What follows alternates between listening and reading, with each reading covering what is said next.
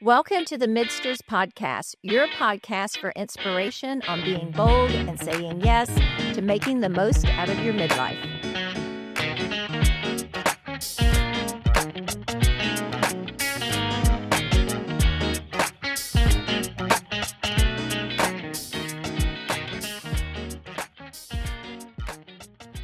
You know, Marianne, over the last few months, and I don't really know why, but I have been drawn to finding some solitude.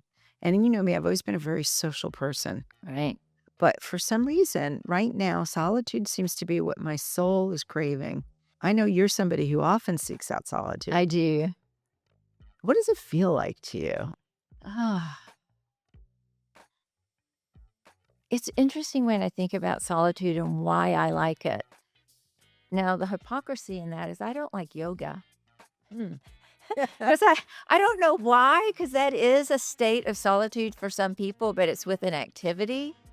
When I take on solitude, when I spend time by myself, the reason I like it, because I feel actually in control of my thoughts.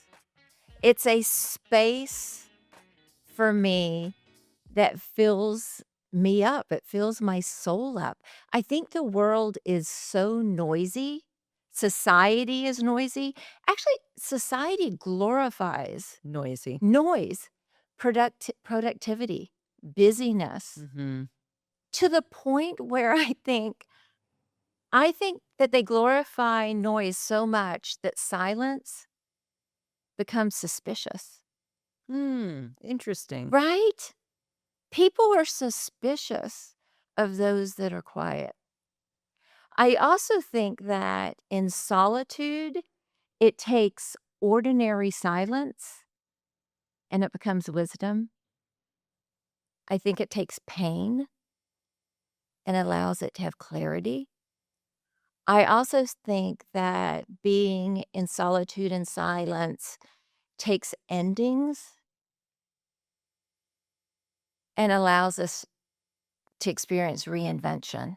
And what I mean by that, like with the endings, it's probably the hardest one to explain. Like most recently is parenting. Like I was a very involved parent and it ended in that way. And so you have to kind of figure out yourself and who you're going to be without that role. I think people that become widows or divorced, those endings to reinvent. And I don't know if you stay in autopilot and you have all the noise of all those changes in your head, you really can't get to a place where you have the clarity to make those decisions for yourself or the time or the space to figure it out. To me, a lot of people look at silence and solitude as healing. There is that piece to it, but there's also, it's almost like we can consciously manifest. We do it all the time. We talk about manifesting. But I think when it comes to solitude, it's more than manifesting. It's almost like going into a self-hypnosis stage of thinking about your thoughts. We've spoken about this, and I've said it on the podcast multiple times over the last couple years because of this podcast, a lot because of this podcast. I've learned to think, to really deeply think and allow it to resonate my own thoughts, what they mean. Like, why am I thinking about that? Why? Yeah. Like, what's my trigger? What? Also, I don't think you can understand your patterns. We're all about patterns. It's how we live our life.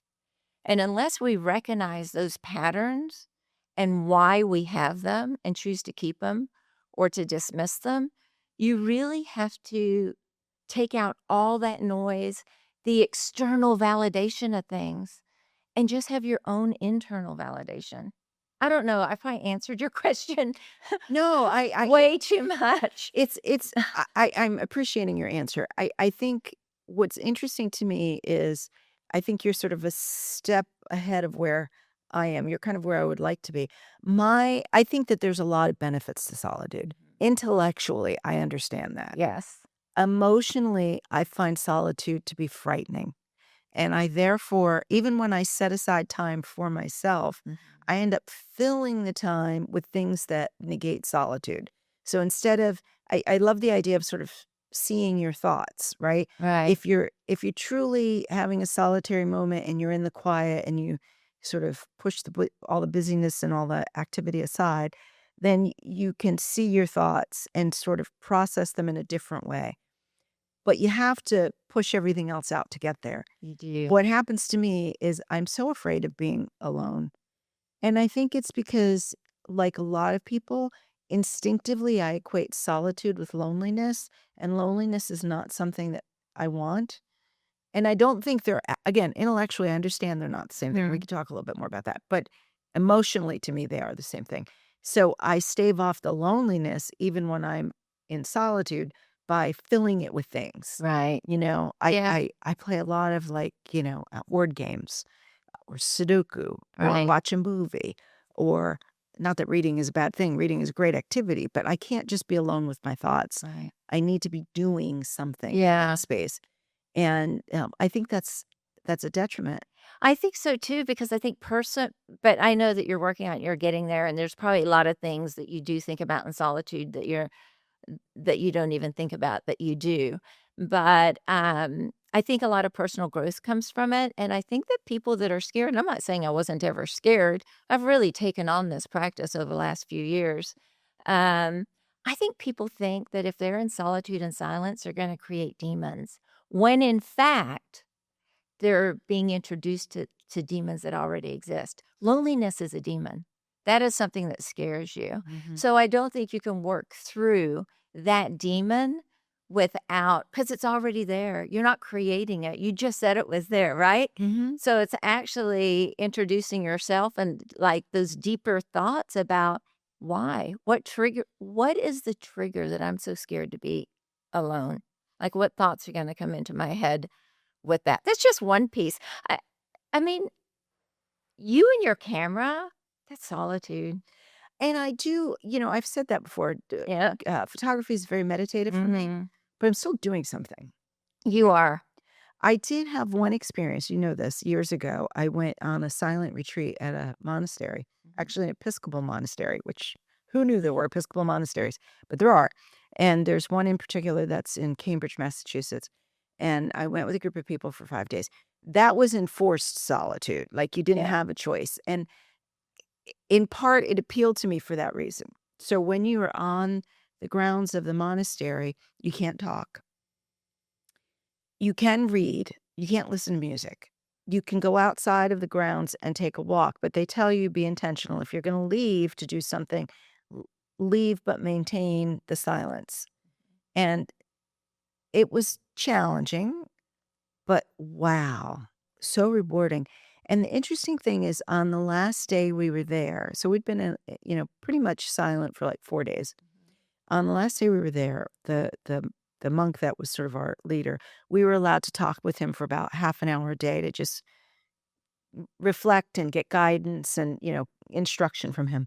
So he said, "We're gonna do a meditation tonight, and we're just gonna all sit in this space together and and be quiet together.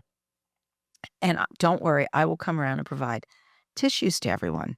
And I'm like, "Tissues? What the heck do we need tissues for?" But I didn't say anything because I didn't wanna be rude. So, this meditation starts and, we're sitting in sort of semi-darkness and we're all just on little mats on the ground. And he comes by and he puts a box of tissues next to everybody. And for the first like 5, 10 minutes, I was like, my mind's like do, do, do, do, do, bouncing around.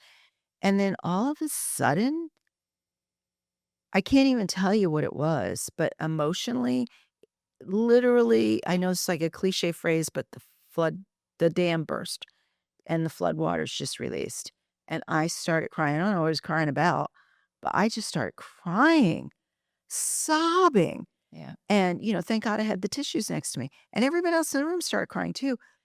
So the emotional release and being tapped into something that I couldn't articulate, that was so powerful, but also frightening because I don't understand it. It's the neuroscience of what happened.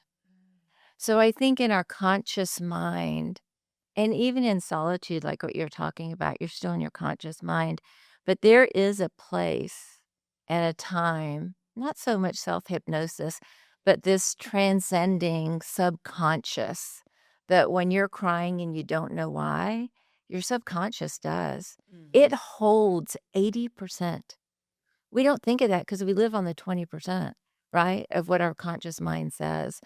Um, I think you can't find yourself or who you are if you want to know who you are without solitude and really being able to get into your own self and who makes you and why you are.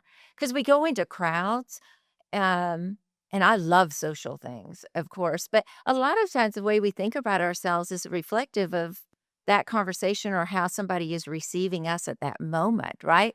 How how they're how we think they're perceiving us or what comes out of that joint conversation, Mhm.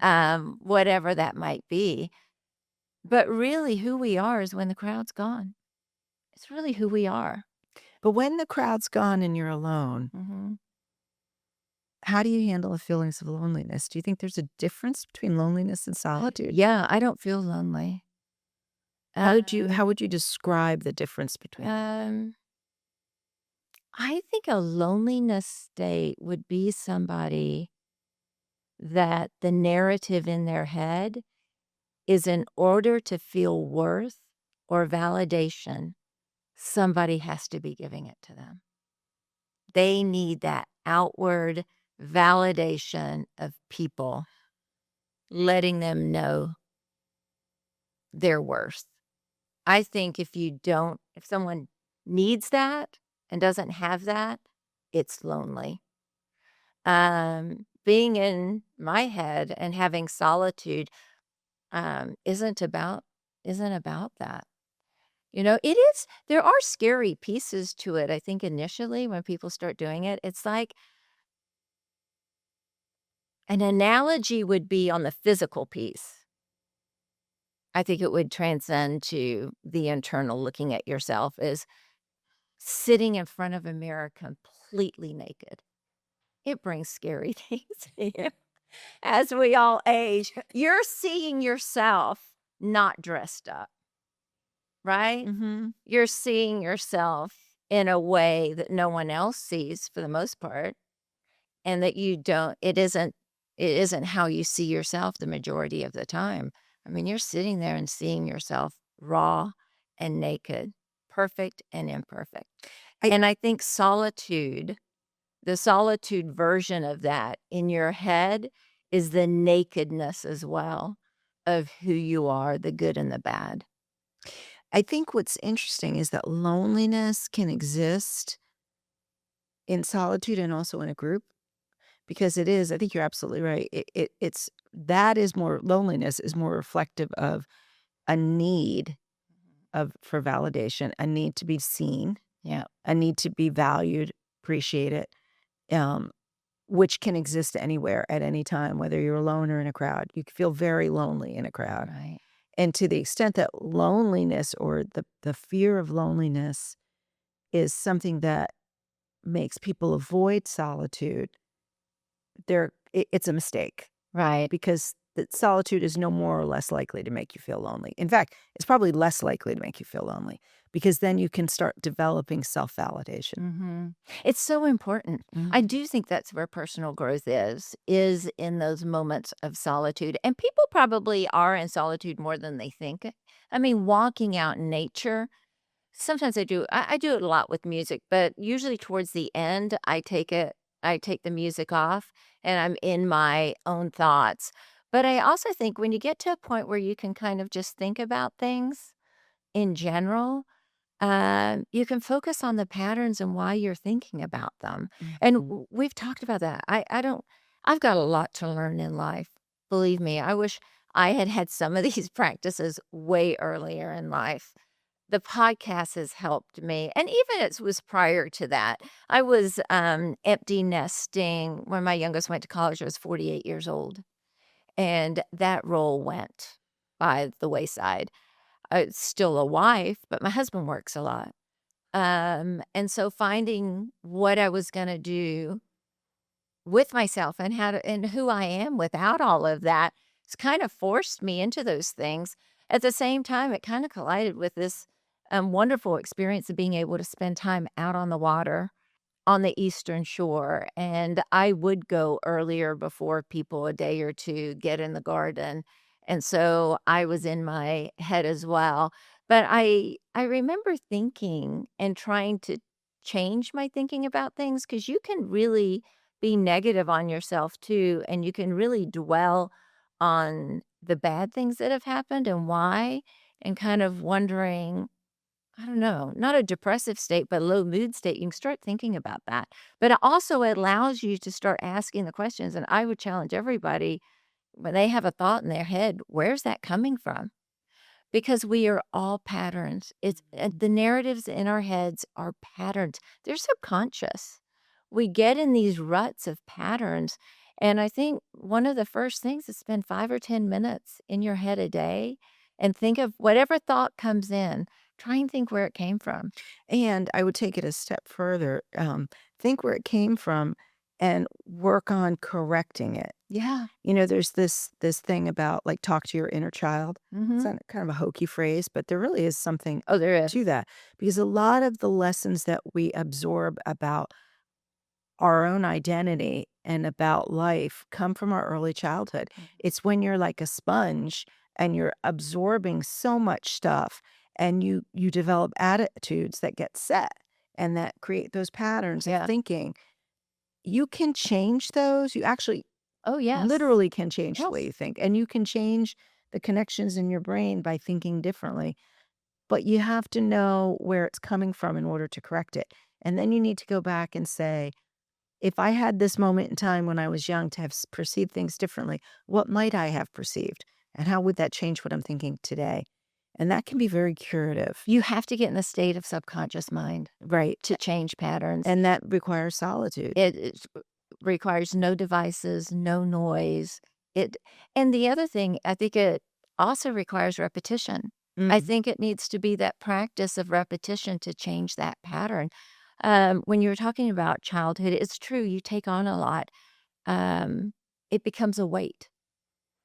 Unnecessary weight. We get ourselves out of homeostasis. Hmm. And we have to, like, peel back we've both heard the expression "peel back the onion." I think it actually is referring to all those things, including our perception of things as a kid. So we hang on to that for years into adulthood, when if that event had happened as an adult, we might not have thought of it in that way at all. Right. And so peeling back the onion with a little more wisdom and a different perspective on things is very helpful. And I think that's why a lot of people actually go through hypnosis because it takes you there.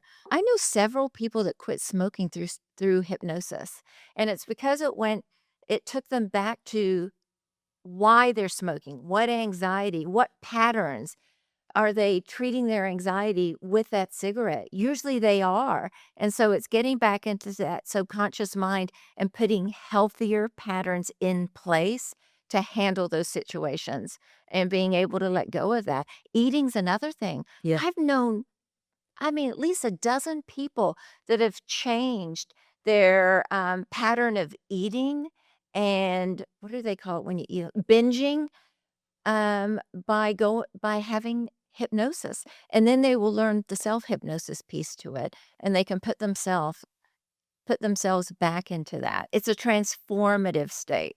And even if you're not someone who's inclined to do hypnosis, I think you can get a lot of traction in those areas by stopping and thinking about what are the messages that exist in your head around these things. Food is an excellent one, and I will say I have like my husband's always like he does not like my eating habits. I eat very fast. Um, I know it's because as a child, my mother wanted dinner over. I remember you saying it Yeah, was like like, we lickety-split. sat down and ate dinner, and she cleaned the table, and she was out of the house in 45 minutes. Yeah. So we learned to eat very quickly. It was something to get through, not something to savor.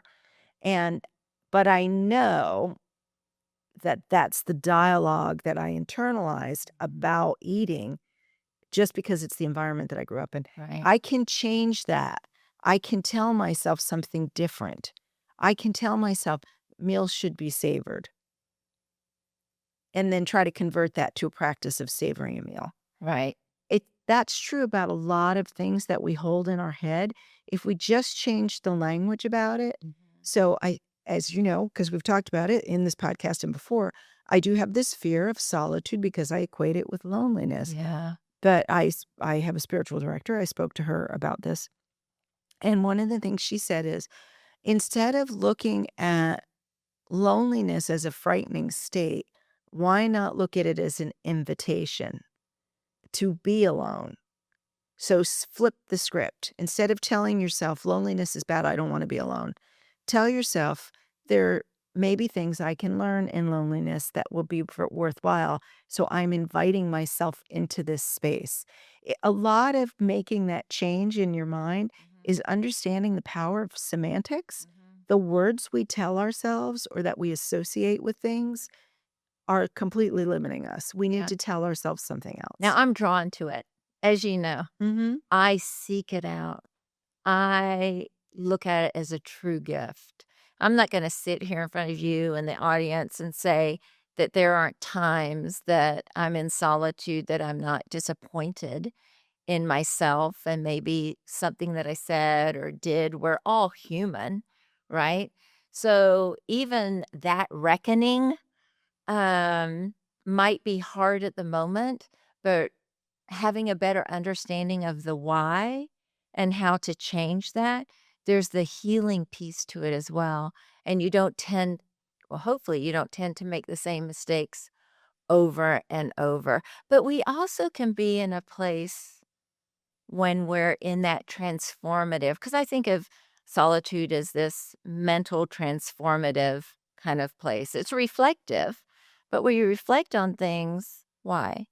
Because we either love what we're thinking and what just happened, and we want to continue and put those things in place for us, or we learn from them.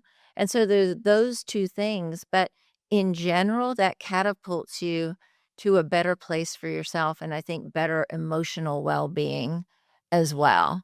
I I I think personal growth is that. I think about why babies, they have to learn language, right? I mean, they're born, they're absorbing so much, and they're having to learn language, and they don't talk for a year.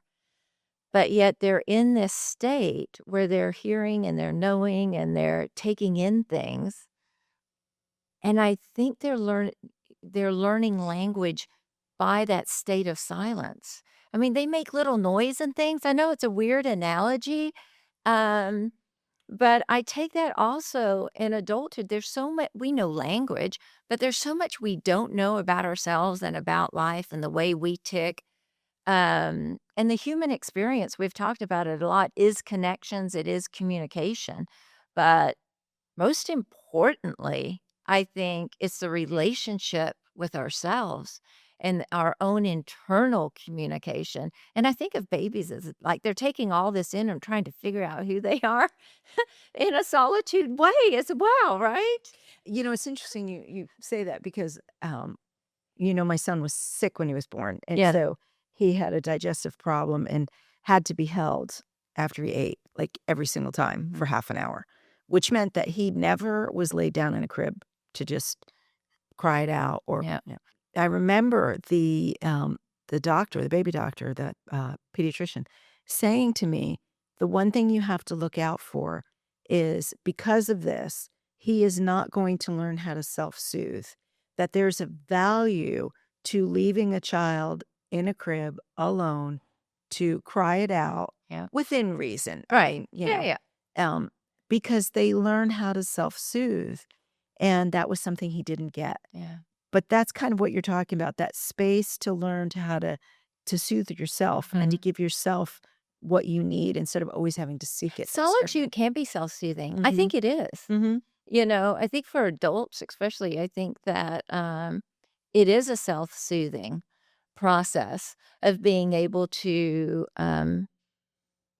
yeah, just take time for yourself and learn how to regulate and understand those emotions. So, what are things that people can do if they want to cultivate solitude? Well, I'm not an expert, but I'll tell you what's a few things that have worked for me. I think people should take baby steps and spend 5 or 10 minutes with no music in their ears, not a phone in their hand, and just allow whatever that first thought is to come that comes into their head to spend time with that. Like, where did it come from? What's it telling you? Because I honestly think when we're in solitude and that those thoughts, it's intuition. There's an intuitive piece to that subconscious mind that is intuitively telling us that voice of what we need to do. And so whatever thought comes through is probably something your intuition is telling you that you need to sit with. So I would say 5 or 10 minutes. We've talked about journaling. People are do journal. I don't journal as much as I should. I think that's another thing, putting your thoughts down. It's usually you are doing something while you're doing it, but there's no other distractions. Meditation, self-soothing. People find self-soothing In meditation. in meditation. And I think when everything is silent and you're in meditation, again, it's taking ordinary silence to a place of wisdom. I think we I think we're wise deep down. We just don't listen to it Mhm. for a very long time. So I would say those would be the small baby steps. I think you had mentioned earlier taking a silent retreat. Um Going out. Well, I like to fish. Mhm. I find solitude when I fish by myself. And I will go out and I will fish. I have one child that does the exact same thing. He's having a bad day. Now he's got this like cheap little few $1,000 boat that he's bought in Texas, and he takes himself out there, and that is the way he deals with anxiety. So it can be different things. People run. It allows the endorphins, but it also keeps you in your head, or Mhm. it takes you to a place in your head where you work through problems. A lot of problems are solved, they say, on the golf course. But a lot of people are chatty on the golf course, Yes. but when you're having to concentrate as well, I think there's times in that where you're meditating and you're concentrating, you're thinking about that, but you also can think about other things. I think you learn to kind of direct your thinking. And so with the golf course, it might be that one thing of being able to get that strategic shot, but I think that that is an exercise and that you are learning a muscle technique to be able to concentrate on something. And when you go into solitude, whatever that thought is, you're doing the same thing. You're thinking about that thought. What triggered it? Was it good? What it's bad? You let it go, or do you make that a pattern in your life? I would I don't know. no, I would add a couple of things. I think that there are easy lifts um, for people that want to develop solitude. It doesn't necessarily have to be, I got to set aside time in my day, right? Mhm. We have available to us things that we do naturally that give themselves up to the possibility of solitude. Driving. Without music. Don't put the music Uh, on. If you're driving to and from work or you're going to visit someone or if you're on a longer road trip, do not put the music on. yeah, Be with yourself. Use that as a time to kind of cogitate, think I about agree. what you're thinking. Dog walking. Another good one. I tend to take the dog for a walk, but I'm always like, I have my phone and I'm listening to something. Um, Shut it off. Just shut it off. The phone is actually such a distraction. It's horrible, actually. The other, which I think is very hard to do, but if you can do it every once in a while, go have a meal by yourself. Mhm. Go to a restaurant, sit at a table, order a meal, and sit alone in silence I think I like that one because I think that you need to become comfortable with with yourself. yourself. I think that you need to be your own best friend, and if you don't like your own company, wow, there's some work to do. Right. Or even, like, if you don't wanna go to a restaurant, fix your lunch, but go sit outside on a bench and eat it by yourself. So, like, these are easy things people can do to just carve space Yeah. that I think maybe aren't so scary as saying, "I'm gonna go on a silent retreat for a week in Right. Massachusetts," which took a lot of guts, I gotta tell you. Um, so those are my thoughts. Let's see if Elizabeth has any Sure. thoughts. That experience that you had at the monastery where you had the 4 days in silence, what was the moment that it shifted from uncomfortable to rewarding for you? Or did you ever feel like you got there? I did feel like I got there.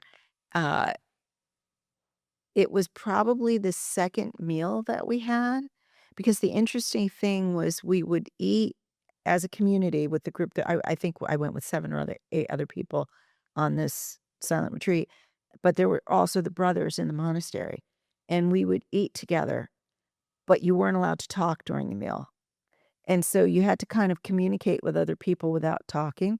So, like, point at something if you'd like them to pass it, and, nod at the beginning of the meal to acknowledge who you're eating with, nod at the end of the meal to acknowledge you were getting up. Um, at first, that felt really uncomfortable to not interact with people with words, but I think it was probably the second meal. I felt like, "Okay, I can do this." And it that allowed me to release the need to have connection, if that makes sense, because it was connection on a completely different scale. We were all in our own little space, just sharing a common space together. And something about that was very soothing. That's where I think for me, the shift between being in solitude and being lonely happened, because I wasn't lonely. I was with everyone and we were still connected, but we were separate. Does that make Mhm. sense? Yeah. Yeah. Yeah. You described earlier solitude almost as something that transforms. I think you mentioned like turning silence into wisdom, or pain into clarity. How did you learn to trust that space instead of feeling like you wanted to escape it?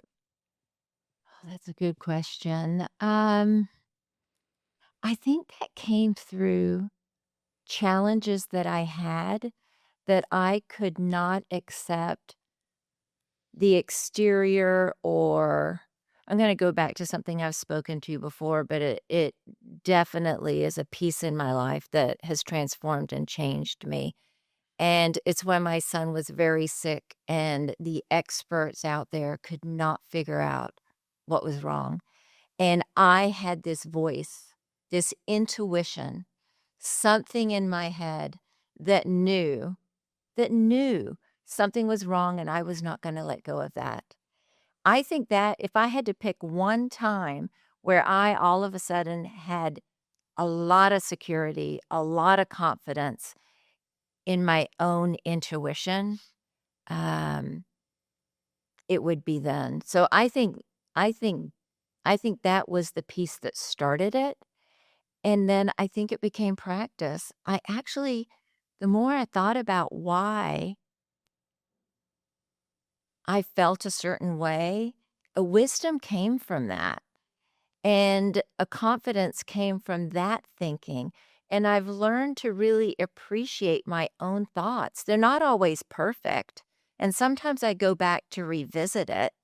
But I think if you get in a practice of solitude and thinking about who you are and why you do things and have a better understanding, that confidence builds on that and you're able to really be able to connect with it. A lot of people call it intuition, but I honestly believe that solitude does transform ordinary silence into wisdom. And we have to believe in that.